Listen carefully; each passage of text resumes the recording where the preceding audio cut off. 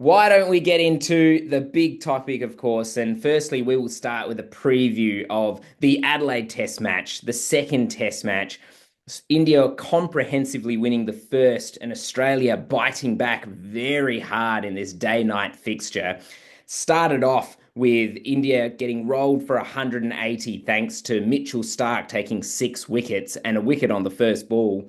Travis Head's 140 in the second innings was the defining innings for Australia before India got rolled again for 175.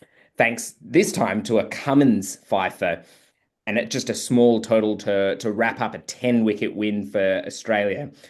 It's been two wildly swinging games in the sense that India comprehensively won Perth and Australia's comprehensively won Adelaide.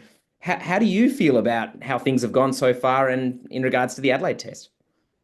Well, 14 wickets and 350 runs, amazing test match. It's like test cricket on speed, Sunny. Look, I think, as you rightly said, Starkey with 6 for 42, his best figures in cricket was amazing. But they bowl good line and length, the bowlers, and I think that India didn't have enough partnerships and batting time. And Australia with Travis's blazing big 500 was quite remarkable. But I think it was great cricket. The only problem is it was too short. And I think that Test cricket, we just need to get more time. The first test in Perth went for 4 days. This one finished very early. But as far as a day-night format is concerned, it's almost like a T20 match. And so I think we just have to make sure we get the right balance between excitement and good long batting innings and lots of runs in a test match. I'm sure the advertisers would absolutely love that as well if it can drag on as long as possible. How did you feel being in the stands? I understand you went to the game.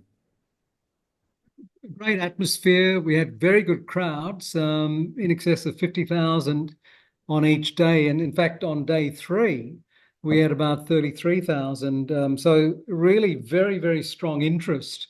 And there's some very good performances. We've got Jaiswal, who is, people say that he's the next Virat Kohli. He batted very well in Perth, didn't do well here in Adelaide.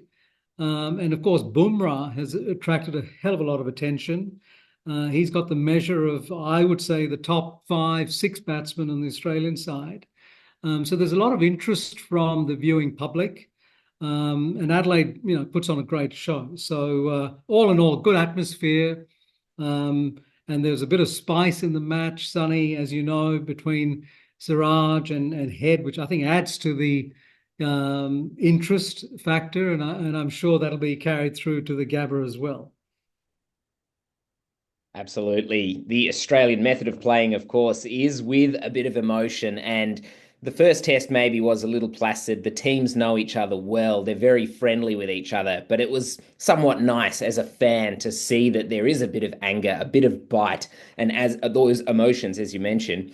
The media were very strong on Australia after their comprehensive loss in Perth. They were very sharp in their criticisms and very pointed at certain individuals. In the week, in the lead up, and it was a long week between test matches, there was, of course, the very sad remembrance of Phil Hughes, a 10-year anniversary since his passing as well. How much do you think emotions play in the build up to these big test matches for professional athletes these days? Do you think they're swayed by emotions?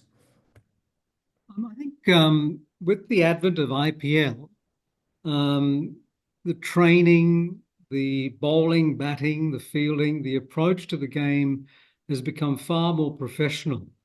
And you've got international coaches and dietitians and recovery specialists for teams right across the world. And players now travel and play professionally. So I think on the one side, that the emotions are probably not to the extent that the public think and feel.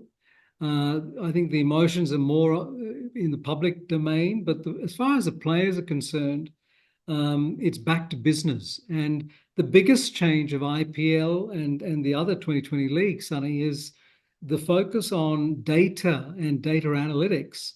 And so what happens is in a match, you get a very quick matchup between the weaknesses of a batsman and the strengths of a bowler. And so the captain switches and gets the right bowler with the right field very, very clinically and very quickly.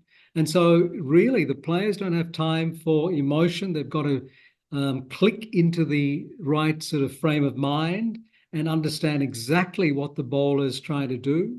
And similarly, from a batting point of view, the batsmen have to really click on and make sure that they don't fall for any weaknesses that the opposition data analysts have got lined up. I mean, it's a heap of information that they've got. So, short answer to your question, Sonny, I think it's professional.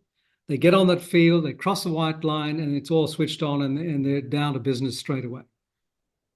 Try to take the emotion out of it as much as possible.